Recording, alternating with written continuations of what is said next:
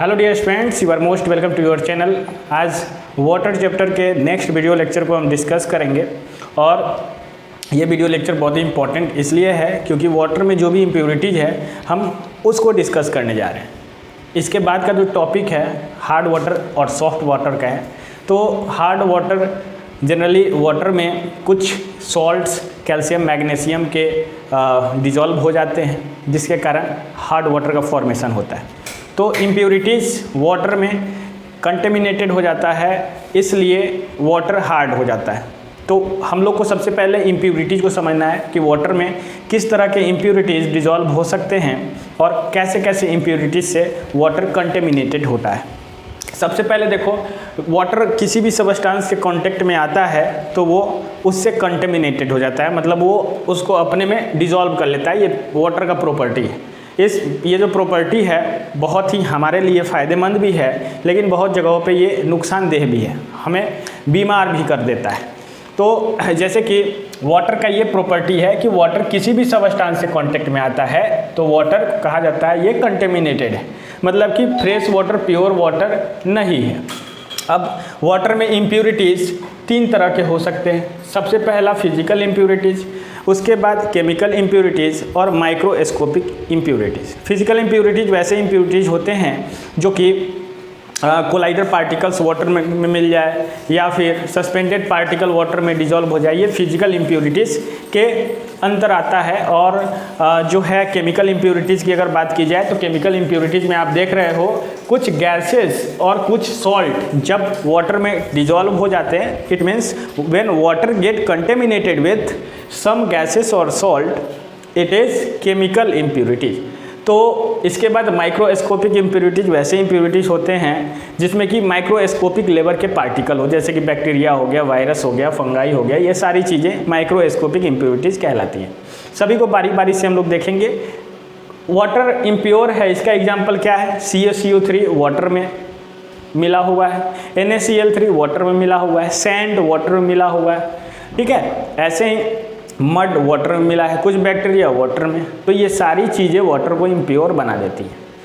Chemical impurities से हम लोग शुरुआत करेंगे। सबसे पहले तो केमिकल इम्प्योरिटीज़ नाम से आपको पता चल रहा है कि वैसे इम्प्योरिटीज़ वाटर में अवेलेबल है जो कि केमिकली वाटर में डिज़ोल्व हो गया है।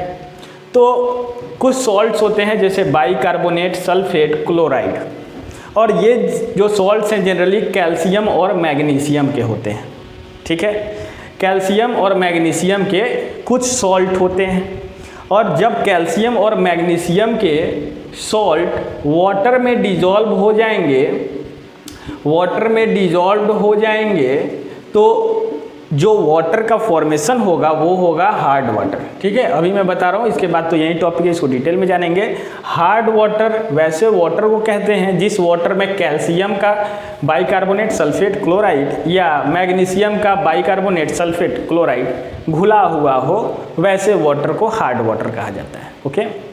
अब देखो, ये जो कैल्शियम बाइकार्बोनेट है, मैग्नीशियम बाइकार्बोनेट है, ये बनता कैसे है?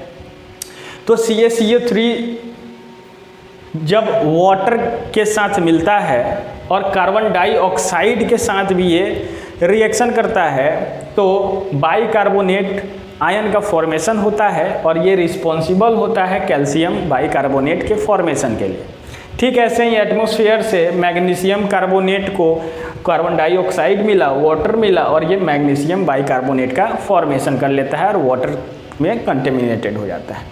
कुछ और इम्प्योरिटीज़ की बात की जाए तो सोडियम का सॉल्ट जैसे NaCl, NaBr, पोटेशियम का salt KCl, KSO4, KBr, iron का जनरली ऑक्साइड भी होता है और सॉल्ट भी होता है, ठीक। तो ये सारे भी जब वाटर में डिज़ोल्व हो जाते हैं तो हम कहते हैं water get contaminated with chemical impurities, okay. ऐसे ही गैसेस जो हैं, कार्बन डाइऑक्साइड वाटर सॉल्युबल होता है, आपको हमने पहले बताया है। हाइड्रोजन सल्फाइड है, ये भी वाटर सॉल्युबल होता है। नाइट्रोजन गैस, ये भी सॉल्युबल होता है। और भी ऑक्साइड के बहुत सारे नाइट्रोजन हैं, N2O है, NO2 है, ये सारे भी वाटर में डिज़ोल्व हो जाते हैं और वाटर को कंटेमिनेट कर देते हैं। इसके बाद फिजिकल इम्प्योरिटीज़ की बात की जाए तो सस्पेंडेड पार्टिकल और कोलाइडर पार्टिकल्स जब वाटर में डिज़ोल्व हो जाते हैं तो हम कहते हैं water get contaminated with physical impurities. Okay, तो सस्पेंडेड पार्टिकल्स वैसे इम्प्योरिटीज होते हैं जो कि वाटर में इनसॉल्युबल होते हैं और ये बहुत छोटे साइज़ के होते हैं, ठीक है। और जब वाटर में suspended particle, insoluble suspended particle dissolve है तो इसको हम लोग टर्बिडिटी कहते हैं। इस टर्म को आप याद रखोगे, water contaminated with suspended impurities insoluble matter, this is known as turbidity. मतलब कहेंगे वाटर में टर्बिडिटी है। कुछ इम्प्योरिटी जैसे कि सैंड से आया हो, क्ले से आया हो, मड से आया हो, एल्गी से आया हो, फंगाई से आया हो, इंडस्ट्रियल वेस्ट से आया हो, ये सारे सस्पेंडेड पार्टिकल्स इम्प्योरिटीज़ में आते हैं। कोलाइडर पार्टिकल की बात की जाए तो कोलाइडर पार्टिकल इतने छोटे होते हैं कि हम लोग नेकेड आई से इसको नहीं देख सकते हैं, बहुत ही छोटे छोटे पार्टिकल्स होते हैं ये।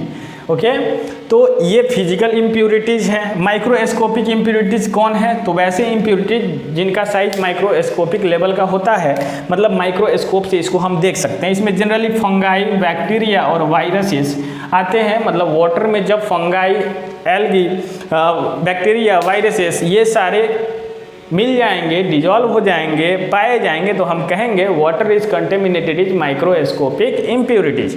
और जनरली यही सब जो हैं मेन डिजीजेस के सोर्सेस हैं। हम लोग गंदा पानी पी लेते हैं जिसमें बैक्टीरिया है, वायरस है, तो हम बीमार पड़ सकते हैं। ये सारी चीज़ें जो हैं, किसी गंदे नाले का पानी अगर मिल गया हो हमारे इसमें और किसी वेस्ट को पानी में फेंक दिया गया हो, उस पानी को हम पी लें, तो इस तरह के इम्प्योरिटीज से वाटर कंटेमिनेटेड हो जाता है और हमें बहुत सारी बीमारियों का सामना करना पड़ता है। तो ये थे इम्प्योरिटीज इन वाटर। इसके बाद का टॉपिक हम लोग पढ़ेंगे what is hard water and soft water. आज के लिए इतना ही। आपको ये वीडियो कैसा लगा हमें कमेंट में ज़रूर बताएं।